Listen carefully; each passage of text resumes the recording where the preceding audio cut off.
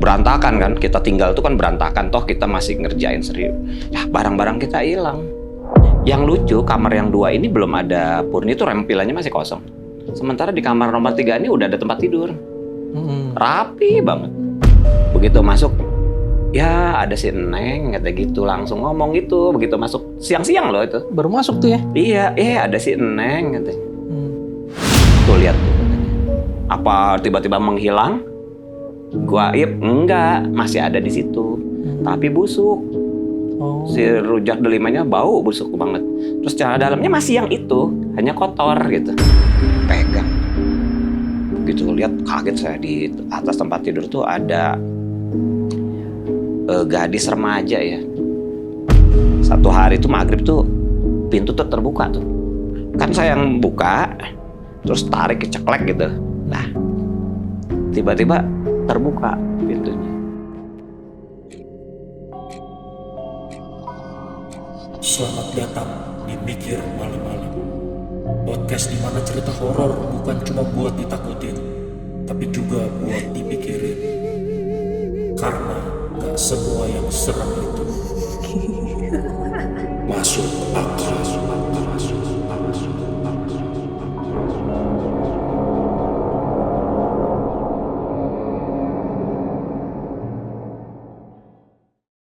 Selamat datang di Mikir Malam-Malam. Kembali lagi di segmen utama kita, di mana gue Nathanael Selvin, gue nggak sendirian. Gue di sini sudah sama narasumber kita yang akan menceritakan tentang pengalaman-pengalaman seram dan horornya.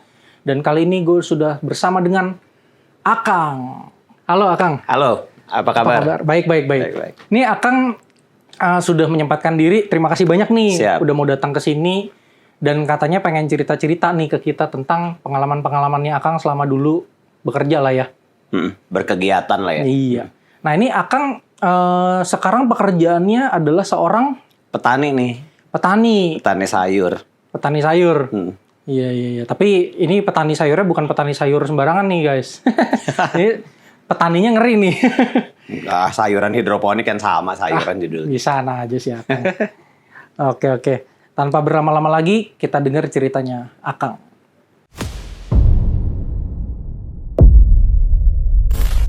Oke, jadi ada cerita begini Nathan ya. Memang Nathan aja ya. Ya, silakan. Jadi zaman dulu banget waktu masih belum berkegiatan jadi petani sekarang. Nah, waktu itu masih coba-coba punya usaha sama teman-teman tuh bengkel las. Bengkel las. Bikin bengkel las kecil-kecilan karena kan dulu di STM tuh belajar ngelas. Berani lu katanya ngelas, mumpung masih kerja, pikirnya bisa usaha satu lagi gitu kan. Nah, bikinlah bengkel las di Bandung. Bikin bengkel las, jangan sekarang pikirnya las itu kan gampang pakai konverter inverter yang kecil tuh. Dulu kan masih pakai mesin yang mesin diesel ya, yang gede tuh, pakai genset yang gede. Nah jadi bengkel kerjanya di Bandung, kita dapat panggilan kemana-kemana. Jadi bikinnya di Bandung, tetap bikin apapun nanti dibawa. Nah satu hari dapat kerjaan tuh di Lembang, lumayan lah 18 kilo ya dari Bandung tuh. Disuruh bikin teralis buat jendela villa ceritanya. Ada villa baru, bikinlah teralis. Oke, wah seneng lah kita ke sana berangkat. Ukur. Namanya jendela villa itu kan banyak ya. Nah, di villa itu jendelanya seukuran semua. Oh, maksudnya seragam? Seragam. Jadi udah nggak ada hitungan yang harusnya berbeda. Paling berbeda tuh tukang kusennya bagus kok. Saya pikir buat bikin villa itu kusen-kusennya udah juga tepat ukurannya ya. Jadi kita bikin, aman. Kita udah dapat ukuran, bikin bentuknya, yang ngasih order oke, kita jalanin deh. Bikinlah kita cerita di Bandung, bikinnya di bengkel. Begitu jadi, mau dibawa ke sana, bawa anak buah dong. Rame-rame yuk kita bawa gitu. Bawalah ke sana. Jadi villa itu tuh ada di pinggir jalan yang mau ke Maribaya namanya. Maribaya, oke. Villa tuh ada bangunannya ada di dalam. Jadi kalau kita mah ada di benteng pakai tembok tinggi. Nah, dari jalan raya, ada pos satpam, dari gerbang itu kita bisa lihat villanya langsung, tapi jauh ke dalam, kira-kira 50 meteran lah. Oh, jauh. Jauh. Jadi di halamannya itu bunga-bunga tuh. Oke. Jadi ada yang ngurus bunga-bunga. Aneh-anehnya juga sih yang ngurusnya itu juga kok datang jam 9 pulang jam 3, enak banget gitu kan. Siang-siang ya udahlah gitu. Kita mulai pasang. Hari pertama itu kita coba setting, pasang. Nah, udah muncul tuh dari hari pertama aneh-anehnya nih. Nah, kan mau maghrib tuh. Pak, kita mau maghrib belum makan, belum sholat, belum apa. Ayo nih, kita pergi. Tapi nggak bisa di situ, kita harus keluar cari makan. Jadi keluarlah. Nah, kita nyalain lampu, tutup pintu, kunci segala macam. Pergilah kami kan, berangkat makan segala macam. Pas pulang, pas mau masuk dia lihat kok gelap gulita ya di pilanya. Sementara penerangan lampu-lampu yang lain nyala, dia gelap gulita. Terus pintu terbuka, jendela terbuka, maling mungkin nih. Ah, kita cari yuk, carilah keliling, nggak ada siapa-siapa. Nyalain aman lagi, udah beres deh. Berantakan kan, kita tinggal tuh kan berantakan, toh kita masih ngerjain serius. Barang-barang kita hilang. Barang-barang kerja nih. Iya. Maling kali nih, kita cari di pila besar, nanti ada pila kecilnya, bungalow-bungalonya kecil. Kita sampai cari-cari, nggak ada tuh. Adanya numpuk ternyata di belakang pila ada menara air, nah di bawahnya numpuk barang-barang kita tuh. Pindah sendiri tuh. Ya nggak tahu kan gitu kan. Kita kan mana tahu ya, orang kita semua pada di luar. Ini pasti ada yang iseng nih. Biarin deh kita masuk. Nah, di pila itu tuh ada kamar tuh ada 3. Ada 1, 2, dan 3. Jadi yang lucu kamar yang 2 ini belum ada furnitur, yang pilanya masih kosong. Sementara di kamar nomor 3 ini udah ada tempat tidur. Rapi banget. Tempat tidurnya bagus segala macam. Kunci tuh dipegang saya kan. Kunci pila, kunci kamar-kamar karena kita yang mau beres-beres. Oke deh, kita gimana nih? Kita kunci lagi aja. Tidur di sini. Nggak pada berani. Akhirnya tidur di pos satpam.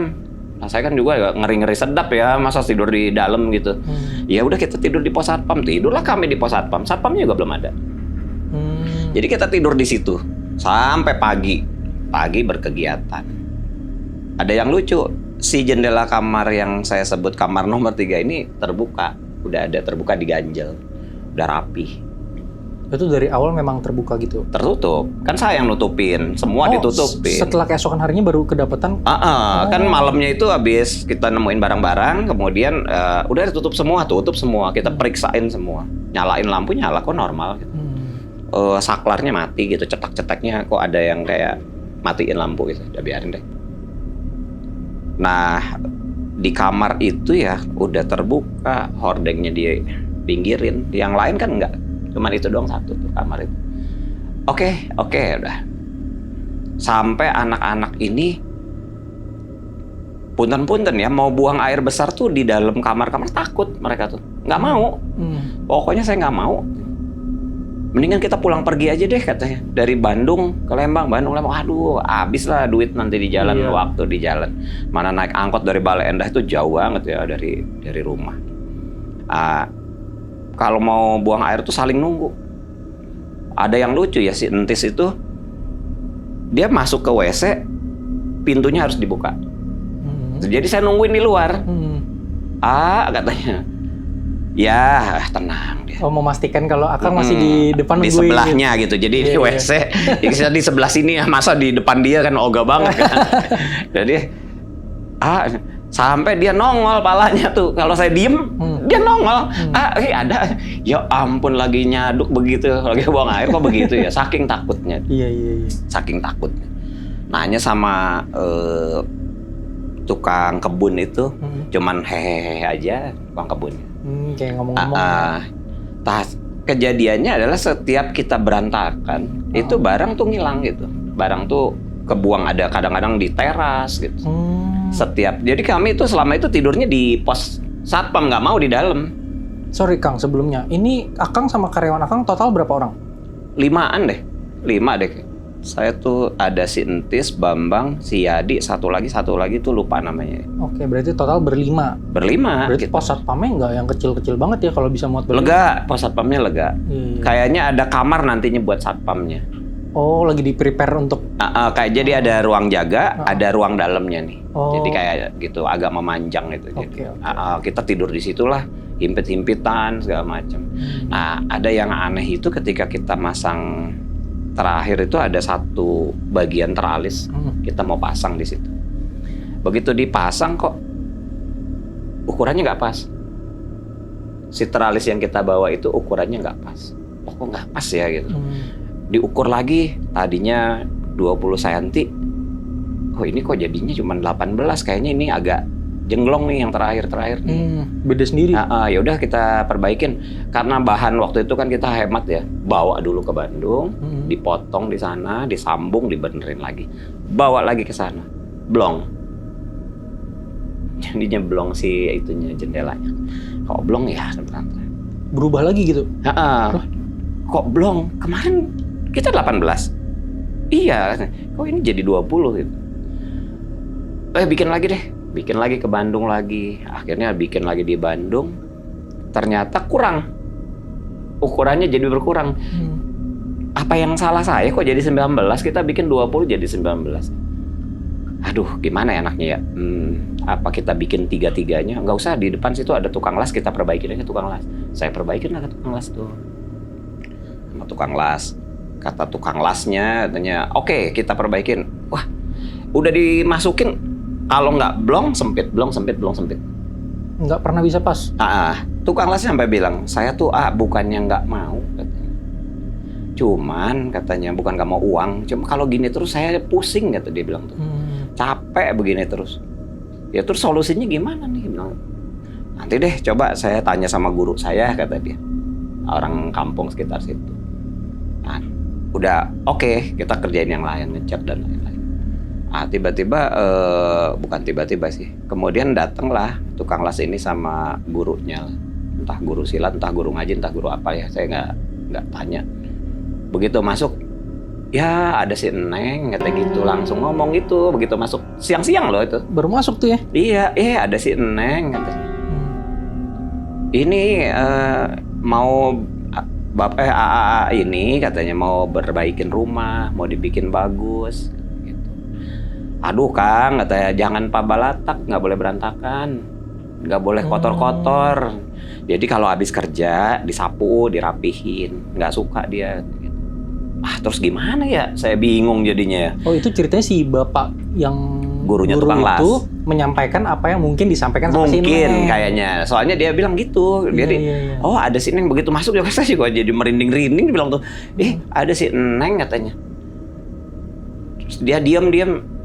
Iya, nanti ini harusnya dibersihin, begini-begini. Dia bilang, ntar ya, tunggu. Ini harus gimana saya bilang. Dia minta, bisa bikinin itu, si Neng minta rujak delima. Sama celana dalam. Oh, bikinnya di mana? Saya bilang, belinya di mana? Aja yang bikin. Gimana cara bikinnya? Saya rujak belum pernah tahu. Nah gini ya, beli delima di pasar Lembang, nanti cuma dikasih gula aja lah. Udah cukup. Sama celana yang baru. Ukurannya terserah, itu mah bebas. Pergilah, percaya nggak percaya dah, pergi jalan. Delima, masukin ke gelas, taruh gula. Sama celana dalam tuh disimpan di kamar 3 itu, disimpannya. Di kamar nomor 3 itu ya? Simpan di bawah, dekat pintu. Saya inget tuh,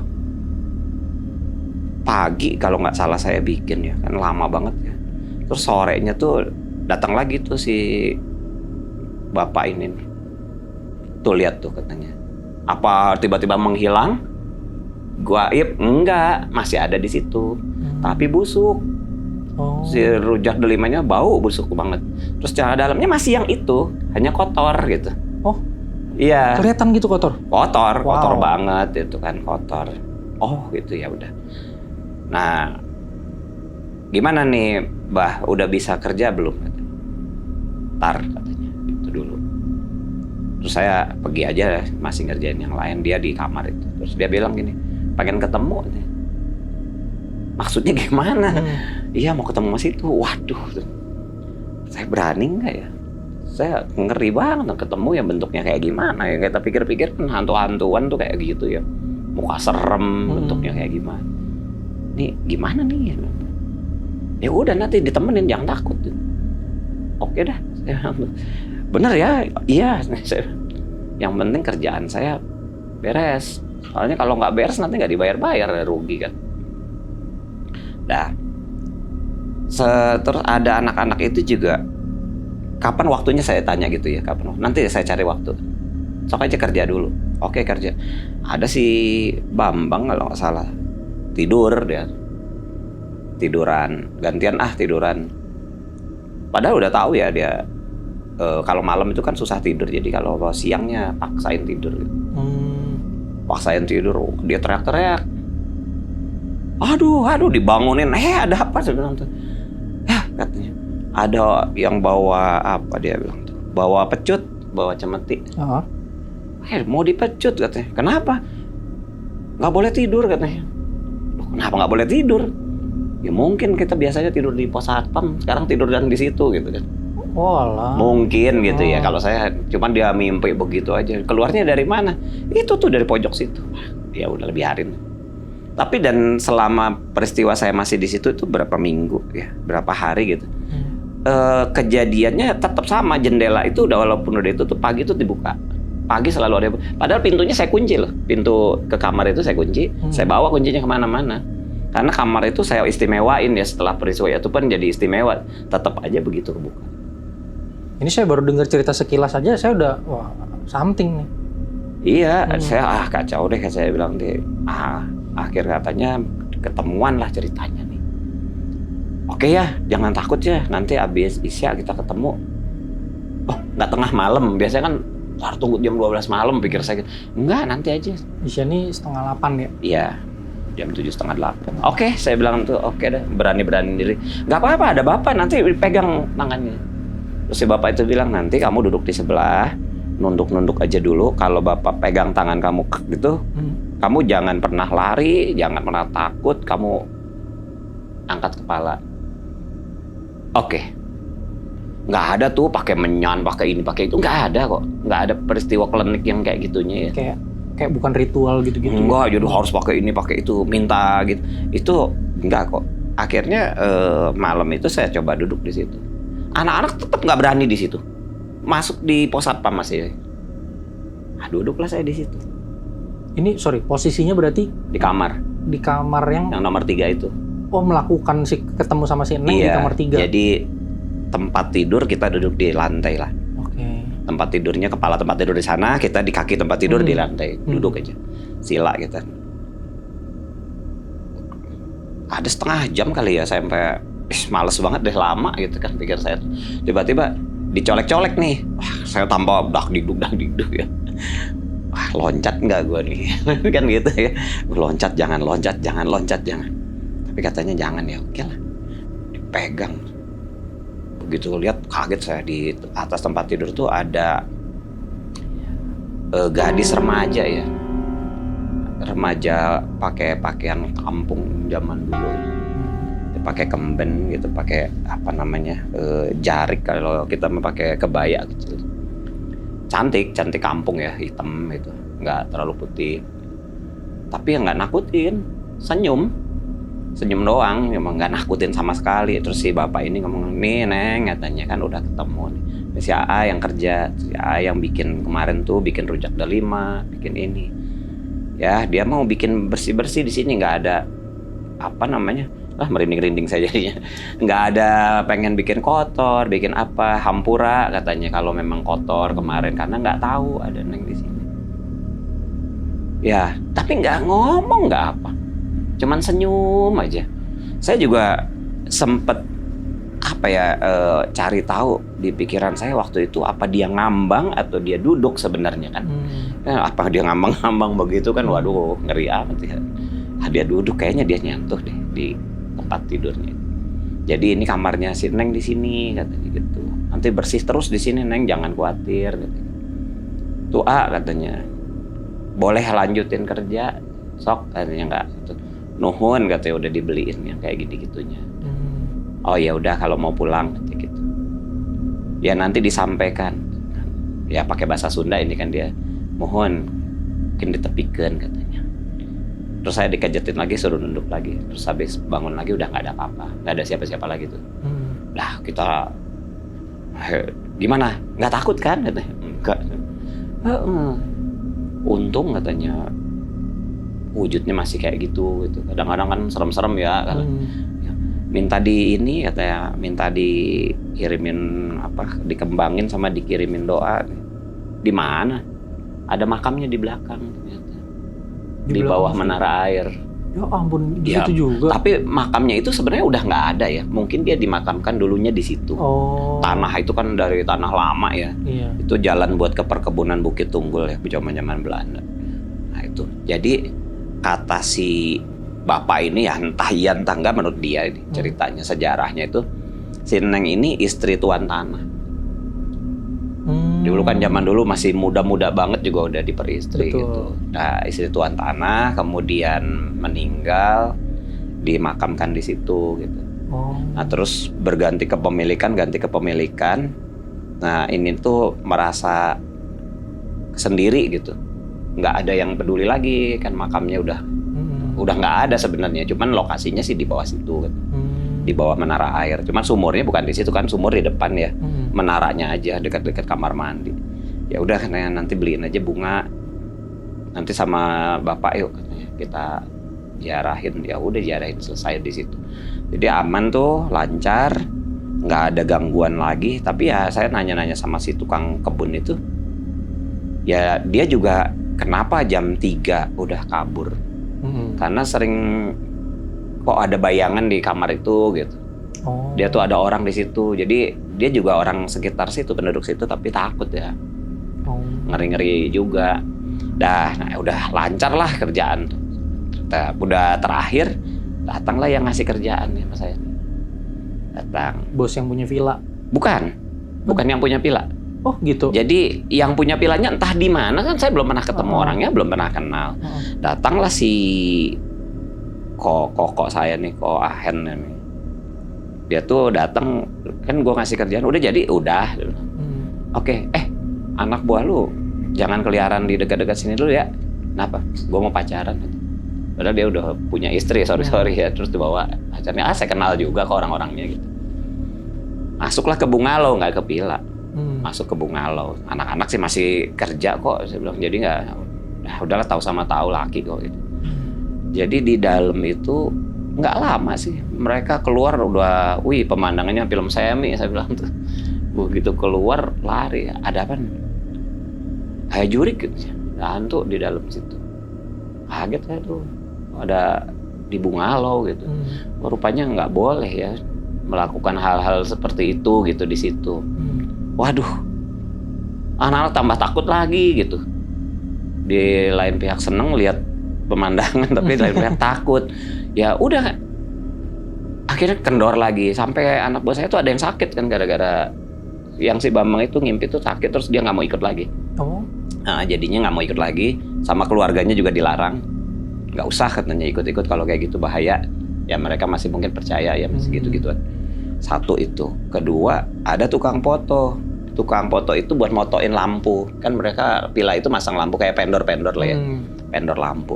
Zaman itu kan pakai Polaroid yang bukan Polaroid, apa sih yang krek itu yang pakai 12. Terus setel yang pakai film. Filmnya kan 36 tuh. Iya. Ingat saya di 36 nih. Dia motret di Bandung 12, motret di Lembang 12, motret di tempat lain 12. Jadi memang diporsiin. Nah, yang herannya yang Bandung sama tempat lain itu bagus hasilnya. Yang ini gelap. 12-12-nya gelap. Kenapa saya bisa tahu gelap? Dia datang ke bengkel. Kenapa ya saya nggak bisa foto katanya. Gini. Kata tukang orang-orang situ suruh nemuin situ katanya, nemuin Kang Charlie katanya. Ngapain? Minta anterin. Lah gimana sih? Ya udah anterin deh. Anter lah ke sana. Dianter. Cetak foto. Jadi tuh. Pas dicetaknya jadi. Kayaknya nurut deh sama situ katanya. Udah selesai gitu ya. Wah, hebat juga sampai begitunya gitu. Itu luar biasa. Terus satu lagi saya dengar dari tukang kebun ya, sempet disewa sama sinetron.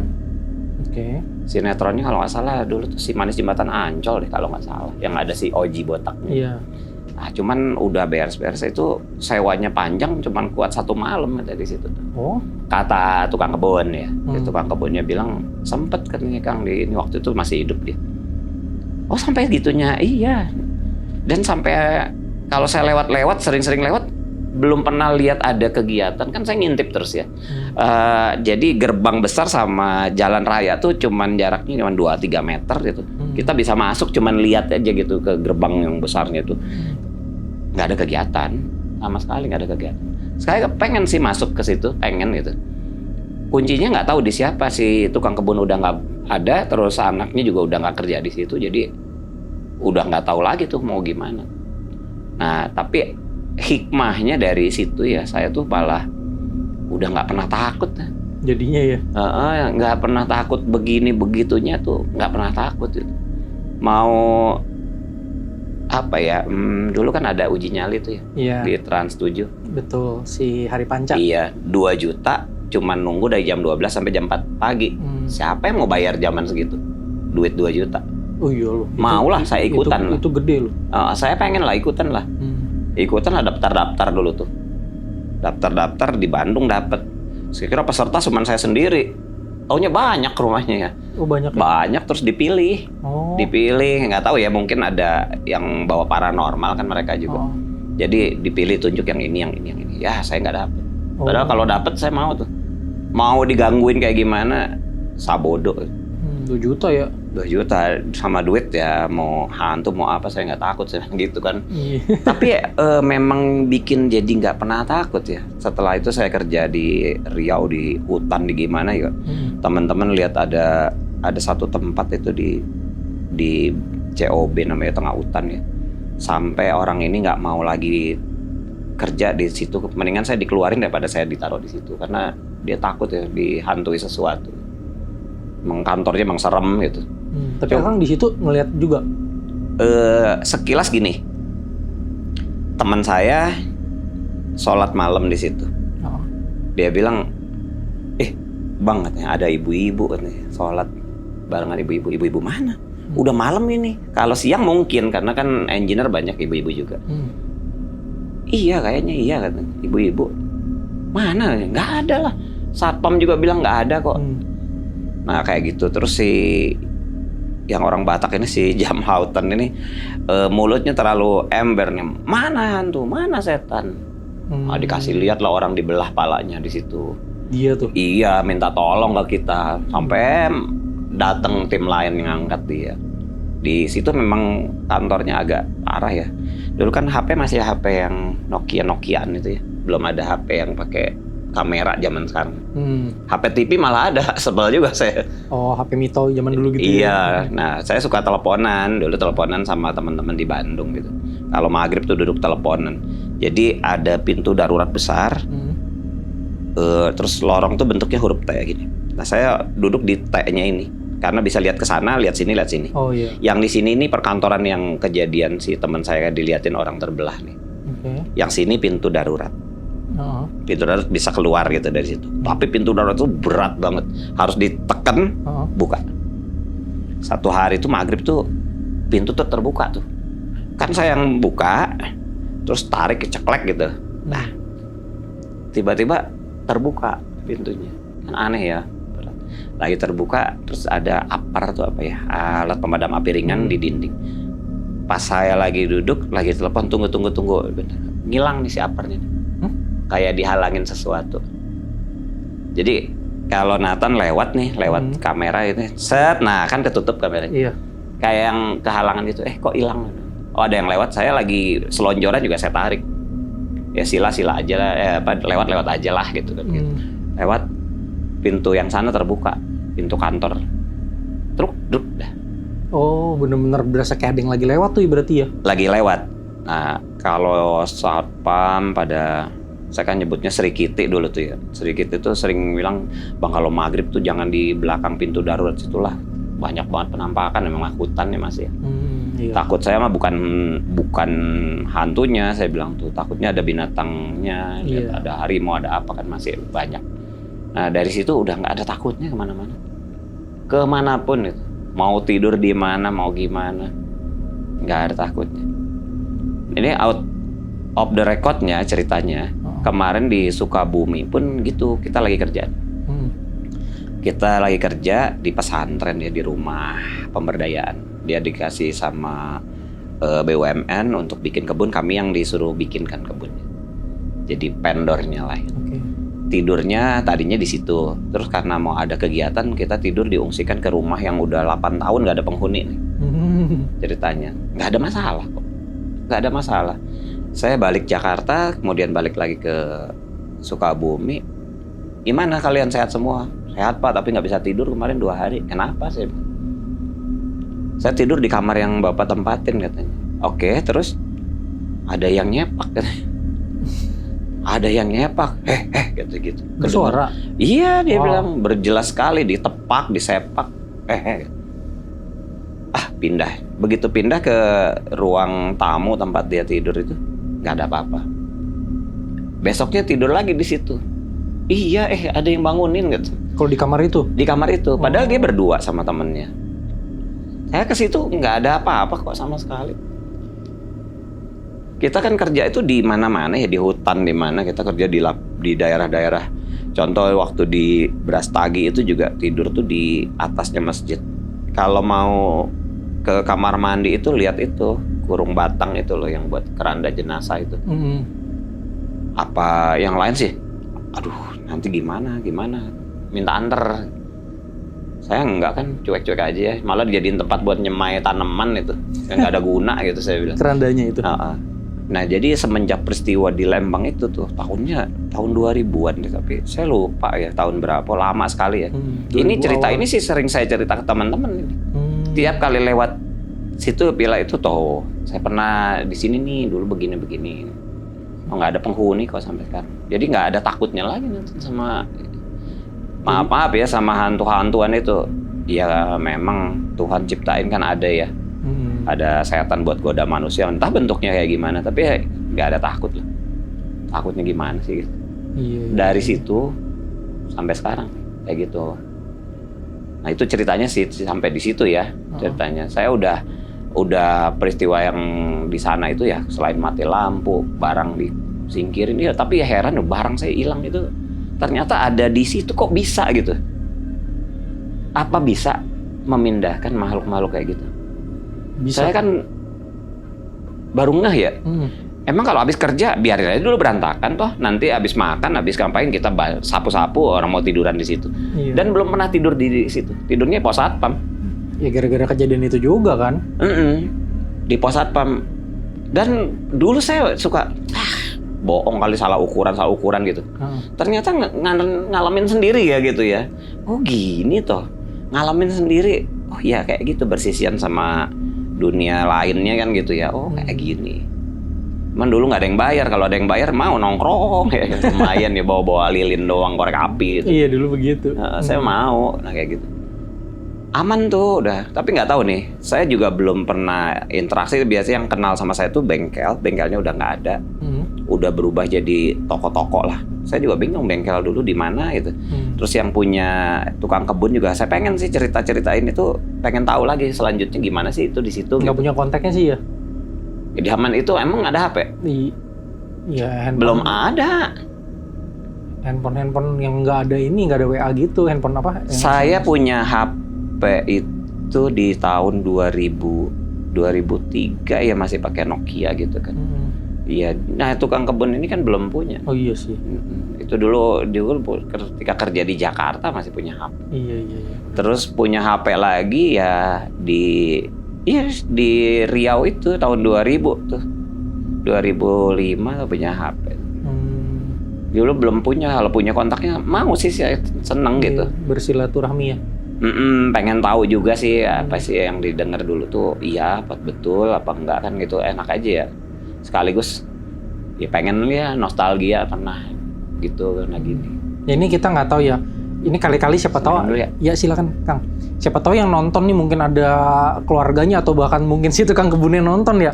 Kalau misalnya yang ngerasa kenal sama Akang ini, entah itu dulu si tukang kebunnya, yang siapa lagi yang tukang foto, lampu itu, tukang bengkelnya segala macam.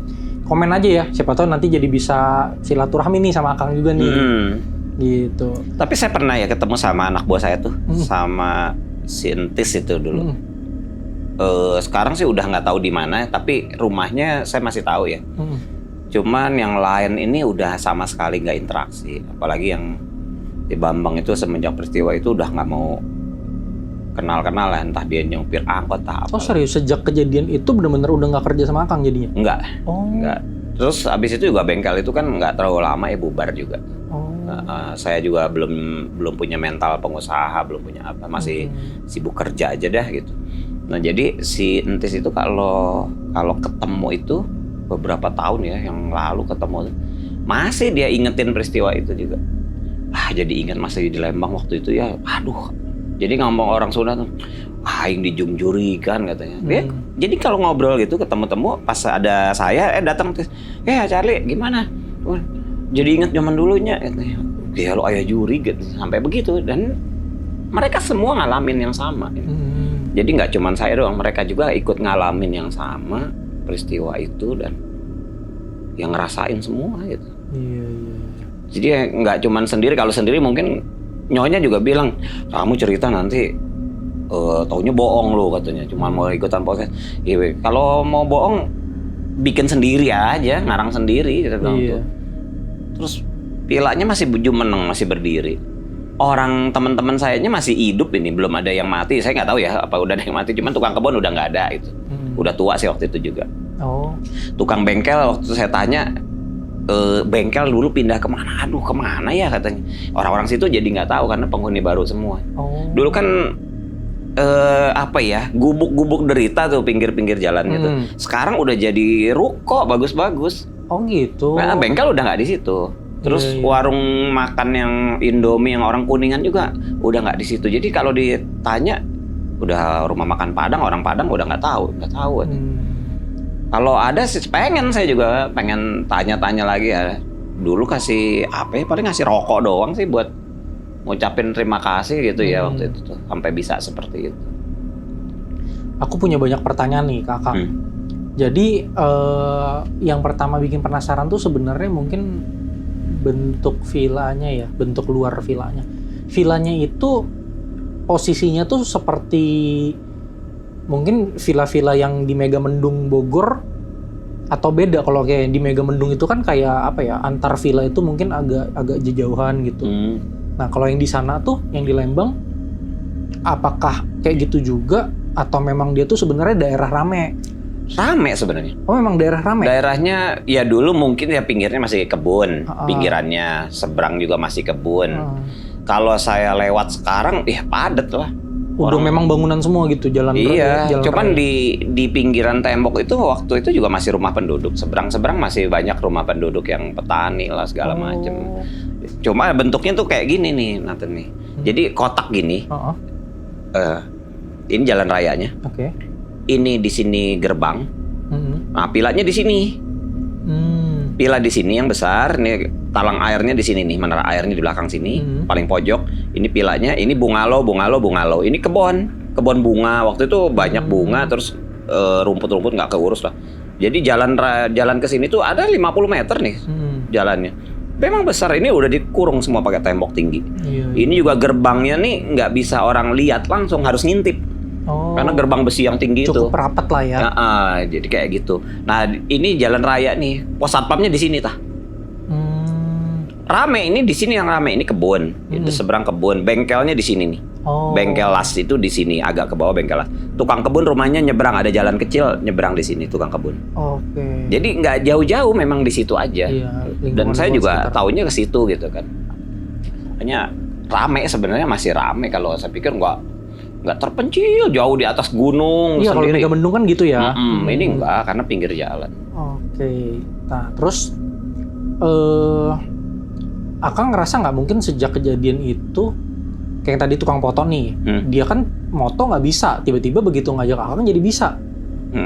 Pertanyaannya, apakah Akang ngerasa kepilih jadi kuncennya si villa itu? Enggak sih, saya cuman gini ya, mungkin karena saya yang minta izin duluan kan waktu itu ya, lewat si bapak ini gitu, dikenalin sama si Nengnya itu. Karena dikenalin mungkin jadi ya kalau saya datang situ nerima kali ya gitu. Saya pikir kalau jadi kuncen asik juga sebenarnya. Tapi saya masih pertanyaan saya juga, kalau kuncen-kuncen ini mereka hidupnya morat-marit sebenarnya. Terus dapat apa gitu ya, nganterin orang jadi juru kunci gitu kan. Hidupnya saya lihat banyak yang wah rumahnya masih gubuk derita. Iya. Atau mungkin ya kamuflase ya, depannya gubuk derita, dia punya villa di mana gitu karena kaya. Iya mungkin, nggak tahu juga sih Bisa kalau jadi itu. kan? Iya, itu bisa jadi lah. Soalnya kan nggak mungkin katanya dukun orang pakaiannya mantep naik Mercedes, enggak lah. Kecuali kayak Joko Bodo kemarin tuh mantep. Ya itu juga kayak Joko Bodo kan ya karena memang ada bersinggungan sama dunia entertainment juga. Iya sih. Jadi harus rapi penampilan. Kalau yang saya tahu kan kuncen-kuncen tahu ya penampilannya kayak di film-film ya. Tua, kayak bungkuk-bungkuk, lusuh, serem gitu. Iya. Terus saya pikir ya kalau orang kita pesugihan dia dapat apa gitu. Kita pesugihan kita kaya dari setannya. Terus hantunya atau setannya perawangannya itu dapat tumbal. Lah ini dapat apa nih di tengah-tengah ini? Makanya kalau saya dibilang mungkin kepilih jadi kuncennya kayaknya goga ya. Kalau gitu kalau saya dapat 5 juta masuk, 5 juta masuk kaya saya. Iyalah. Saya mau hidup saya masih mau tinggal kayak gini nih. Main ke Aeon makan sushi gitu kan. Mana mau makannya cuman kembang doang. Iya, kembang kantil ya. Iya. Jadi kalau menurut saya tadi itu, jadi kayaknya karena saya tuh udah pernah berkenalan, mungkin agak diterima. Soalnya abis itu kerjaan saya lancar kok. Kerjaan lancar. Oke. Nah, ini satu nih. Tentang si tralis yang tadi ukurannya berubah-ubah. Jadi finalnya di ukuran berapa? 20, semuanya itu 20 cm kok. Memang. Jadi jendela tuh bentuknya tiga jendela. Satu yang besar di tengah, 2 yang kecil di pinggir kayak kastil menara-menara gitu. Nah 2 ini nggak mungkin lah ini sama ini. Lari ukurannya ya. Lari ya ukurannya nggak mungkin berubah. Semua bentuknya begitu gitu. Yang ini 20. Tapi bukan di kamar yang nomor 3 itu yang bermasalah. Oh bukan? Bukan. Itu... Orang kamar itu mah udah duluan diberesin. Beres. Cuman di ruang tengah deh kalau nggak salah, jendela ruang tengah itu aja masalah tuh. Akhirnya jadi masalah sama teman-teman saya juga tuh kayak gitu. Aduh, kerjaan lu aneh katanya. Bukan aneh ya, memang gimana ngukurnya. Iya. Tapi itu memang Akang juga ngerasa bahwa itu sebenarnya dikerjain Neng. Waktu sebelum si tukang las itu mah enggak, saya nggak ada ngerasa itu. Mungkin salah ukuran atau apa gitu ya. Atau karena sayanya nggak ikut yang dibikin di Bandungnya itu. Kang nggak ikut. Kan saya masih di situ, kirim deh ke sana gitu. Iya. Bulak-balik mereka ada yang bagian ngelas juga di sana. Begitu dikirim lagi, mungkin dia yang salah saya pikir. Akhirnya saya ambil tukang las yang dekat lah gitu. Kayak tukang las kampung juga nih, nggak pakai las listrik kan, pakai las asetilin tuh. Pakai yang gas ya. Gas ya.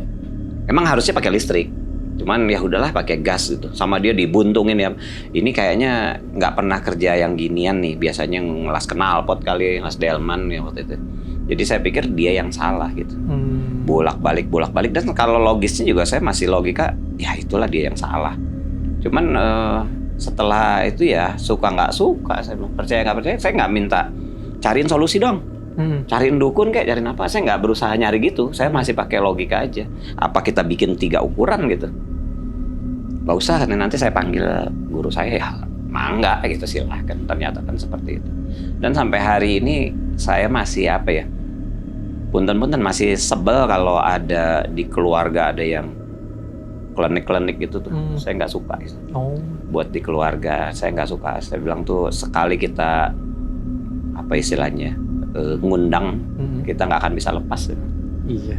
Mendingan nggak usah lah. Bersyukur aja dengan apa yang ada. Betul, gitu ya. betul.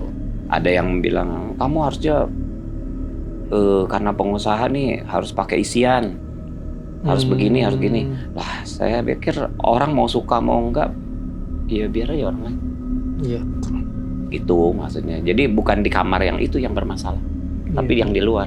Dan terakhir lah gitu, bikin susah jadinya.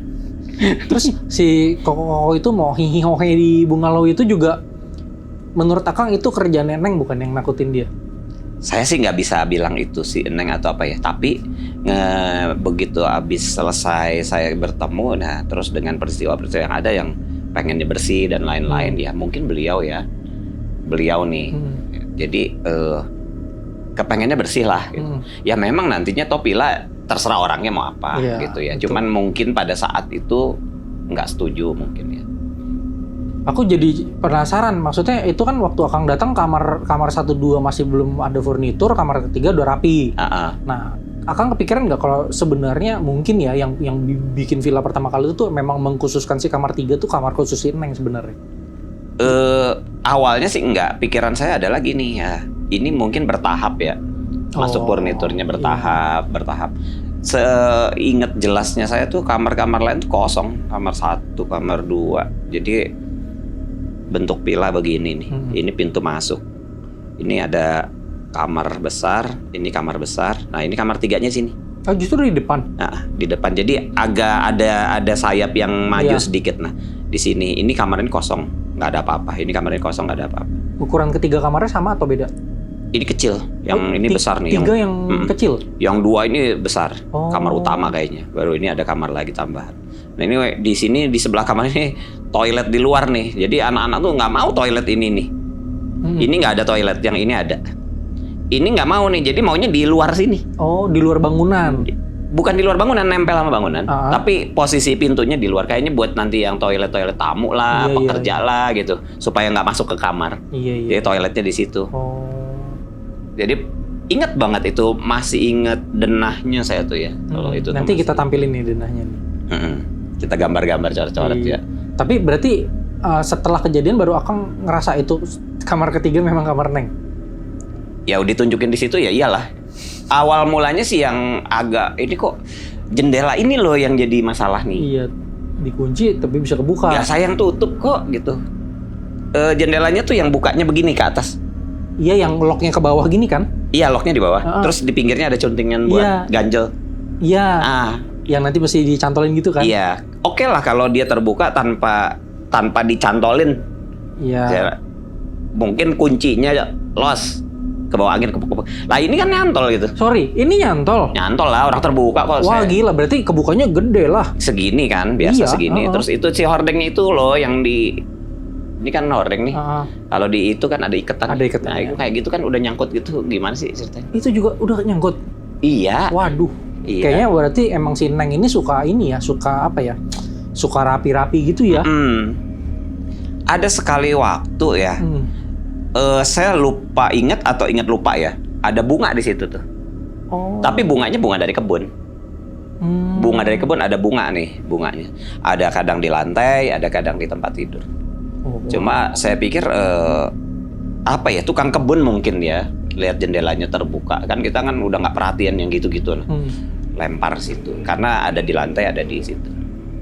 Terus kita nggak klenik-klenik yang pakai menyan, pakai dupa.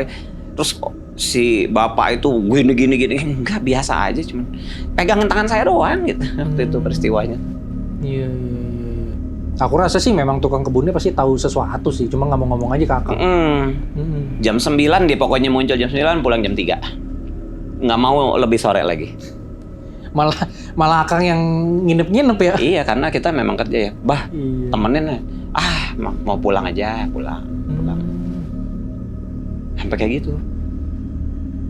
Nah, ini kan pemahaman kita kan selama ini, mungkin Akang juga pernah dengar bahwa katanya justru makhluk-makhluk seperti itu suka tempat yang kotor, suka tempat yang lembab gitu-gitu kan. Iya. Tapi pada kenyataannya sekarang Akang menemui sebuah kejadian di mana justru si makhluknya nggak suka kotor, sukanya malah rapi. Nah, itu dia. Iya, biasanya coba apa nggak kasihan sebenarnya lihat makhluk-makhluk kayak gitu. Diam di comberan, di gorong-gorong, di pohon-pohon rusak, di kuburan, kan aneh itu. Loh, yang ini malah pengen bersih. Gila, pengen banget bersih. Saya yang masih takjub ini nih, jadi sama Nathan ini jadi apa ya, saya kayak flashback lagi ya. Ngalamin kayak gitu tuh. Kok iya ya, dia pengen banget bersih loh. Pada umumnya kan sukanya kotor. Gerindang hilang, gergaji pada hilang, sapu hilang. Itu masih berantakan memang sampahnya, tapi barang-barang hilang. Sampai si Yadi itu yang nemu akhirnya ke belakang tuh. Iya, ada di sini, komplit loh, komplit. Saya udah pikir hilang, kacau deh. Tapi kalau kita sambungin dengan penampilannya si Neng yang sempet Akang lihat, ya make sense, karena di situ Akang ngelihat si Neng dalam wujud yang cantik. Ya kan, kayak pakai kebaya atau jaritnya itu yang bagus gitu ya. Ya sederhana, tapi memang apa ya, Kalau orang Sunda zaman dulu itu paling yang kalau saya lihat di buku-buku ya, kan nenek moyang saya juga orang Sunda. Saya lahir di Lembang sebenarnya, di Cihideng. Jadi pakai kain aja biasa yang perempuan tanpa pakai kebaya. Kebaya ini hanya untuk yang kaum berada ya, gitu. Nah, zaman itu gitu, yang saya tahu. Dan dia pakai kan? Dia udah pakai, lengkap kok, nggak ngelihat semi bugil atau gimana, nggak. Tapi lengkap gitu. Nggak pakai rias-riasan ya. Zaman dulu anak ada apa namanya, gincu, Maybelline belum ada zaman itu. Ya berarti mungkin si Neng cantik secara natural aja lah ya. Ya buat saya bilang ya cantik di kampung lah ya. Kalau kita masuk ke kampung juga ya udahlah. Kalau dibandingin sama yang di kota jauh banget dengan polesan sama. Tapi di sana ya itu cantik lah. Umurnya tuh anak-anak SMP lah. Waduh, masih muda. Masih muda, nggak bentuknya nggak kayak yang zaman sekarang. Iya. Bu guru salsa enggak lah.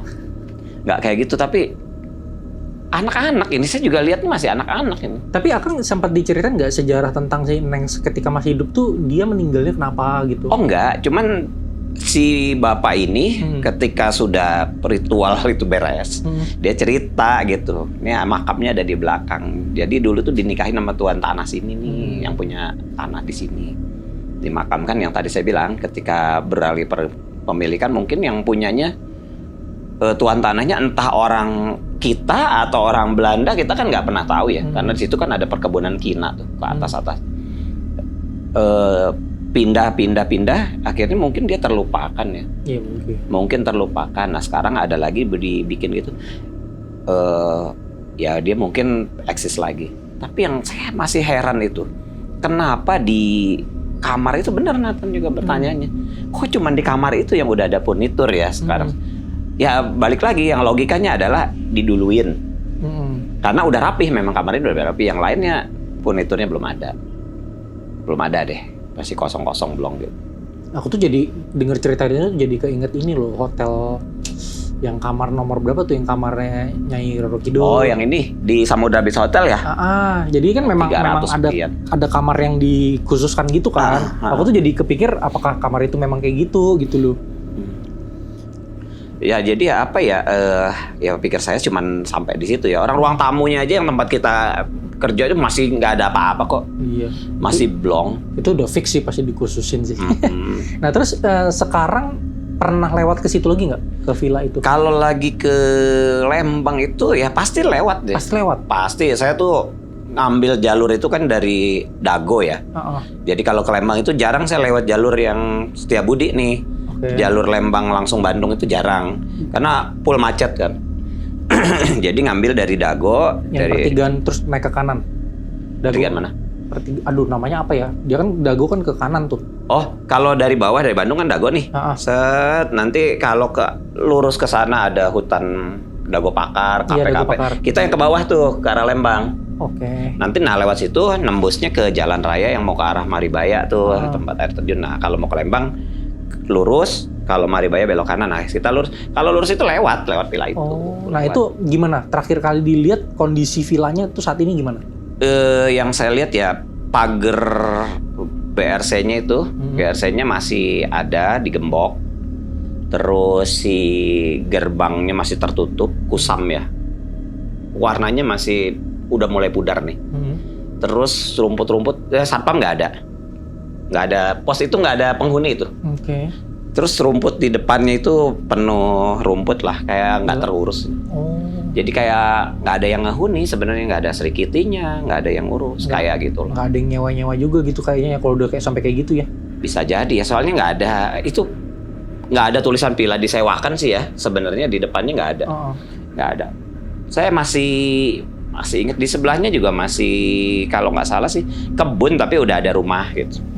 Sebelahnya udah ada rumah. Di saat itu udah ada nama villanya belum sih? Nggak ada. Nggak ada ya? Nggak ada. Sampai sekarang juga saya bingung itu villa apa namanya. Ntar saya penasaran ya. Habis ini apa kita cek di Google Maps kali ya? Ayo kita lihat. Iya kita coba lihat ya. Ada, ya. Siapa tahu ada kan. Siapa tahu ternyata beroperasi kan. Ya mungkin peristiwanya ada lagi yang lainnya. Siapa tahu ya. Siapa tahu pas ada yang nonton, oh iya gue pernah di sana gitu. Iya. Bisa nerusin gitu. Iya. Itu sih waktu itu memang masih belum ada penghuni lah. Iya. Kosong banget. Ya nanti kita coba cek deh. Villanya tuh Ciri khasnya cuma satu tuh, gentengnya warna biru, atapnya biru semua. Tapi kalau dari depan sih kayaknya agak susah kelihatan 50 meter. Kelihatan gini. Ini si Pila nih. Tadi ini Pila ya. Iya. Ini jalan. Set si jalan tuh belokin. Nah, kita bisa lihat dari sini kalau ini kan tanah masih kosong. Masih bisa lihat bungalonya yang kelihatan. Iya, Biru-biru. biru-biru. Yang ininya sih nggak kelihatan. Kalau kita ngintip karena si Pilanya bentuknya limasan, atapnya kita bisa lihat sih. Warna birunya masih bisa lihat. Oke. Wah, ini pengalaman Akang ngeri-ngeri sedap nih.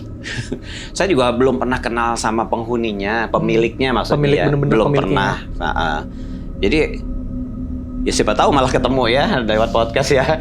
Siapa tahu. Iya nih gitu. Iya, saya malah pengen tanya-tanya, penasaran sebenarnya. Saya juga jadi penasaran. Tadinya cuma jadi cerita, jadi kenangan gitu. Sekarang penasaran ya gitu-gitu deh. Ya buat teman-teman yang mungkin pernah lewat, pernah lihat juga mungkin atau tahu segala sesuatu yang berhubungan sama villa itu, boleh tolong komen ya nanti ya. Saya penasaran juga nih jadinya nih.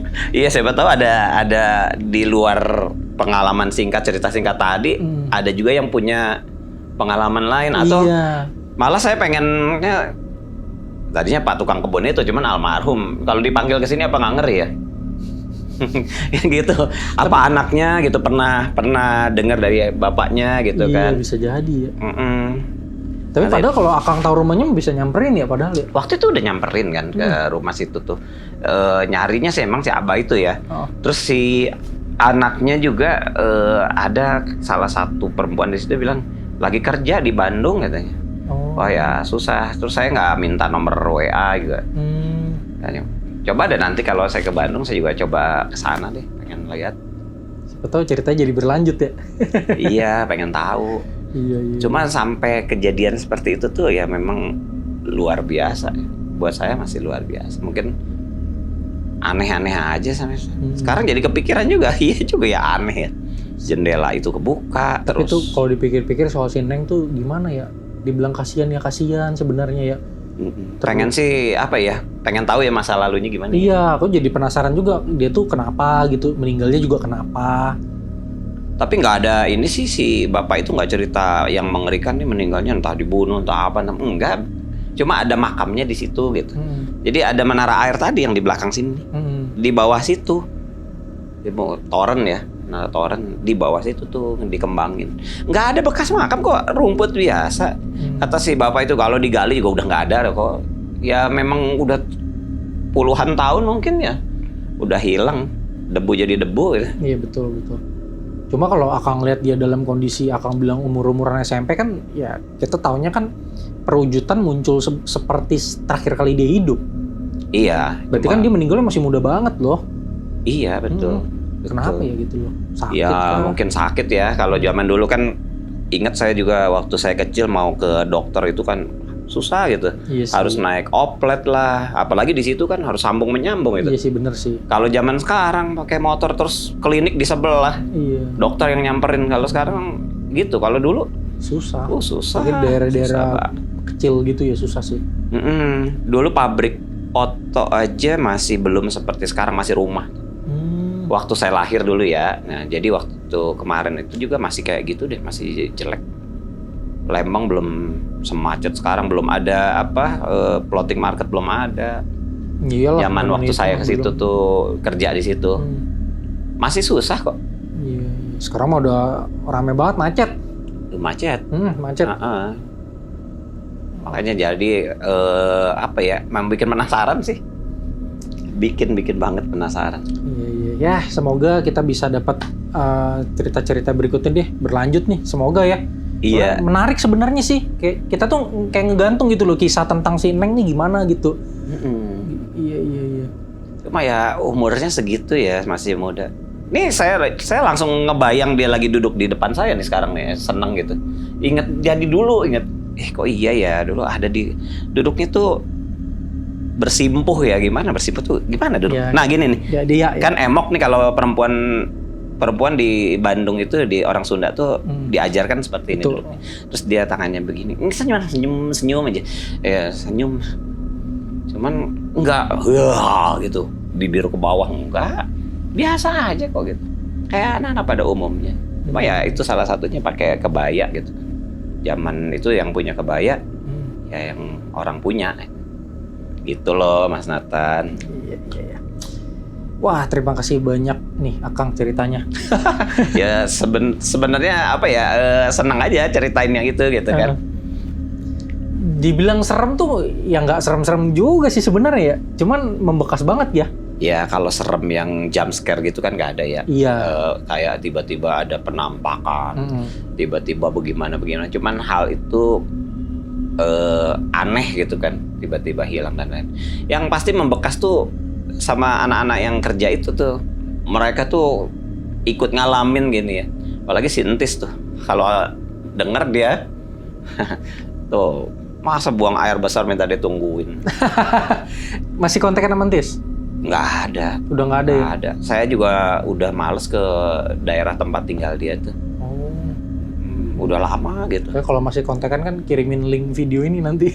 Nanti kalau ada linknya biar nanti kapan saya ketemu sama mereka itu nanti saya bagi lagi. Biar dia ngeliat gitu. Ingat banget. Kita duduk di sini, berdiri aja. Bawa rokok di sebelah WC terbuka. Pas iya. Nah oke, dia. Ntar gitu. Iya, kan sebel ya ditakut-takutin.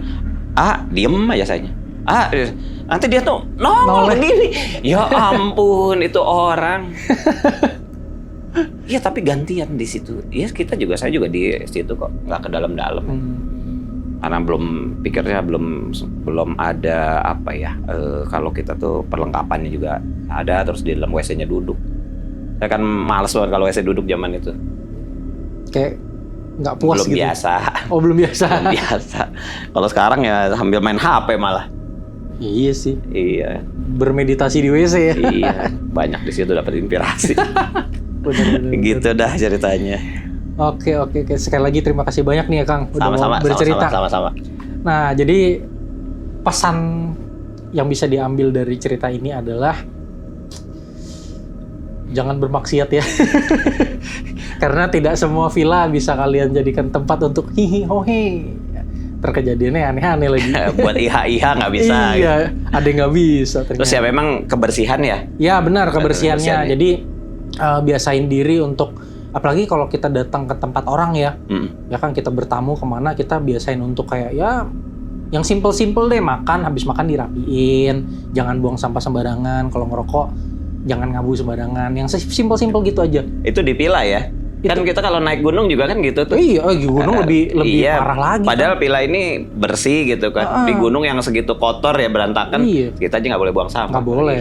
Itu jangan main-main deh kalau kita datang ke tempat orang deh. Ini memang aku juga udah sering kasih tahu lewat podcast. Beberapa episode saya udah bilang, kita kemanapun kita ikutin aturan tempat tersebut. Kita jaga sikap, jaga tutur kata segala macam. Karena kita nggak tahu apa yang ada di tempat itu. Nah, buat temen mikir malam-malam yang setia nonton kita terus, thank you banyak.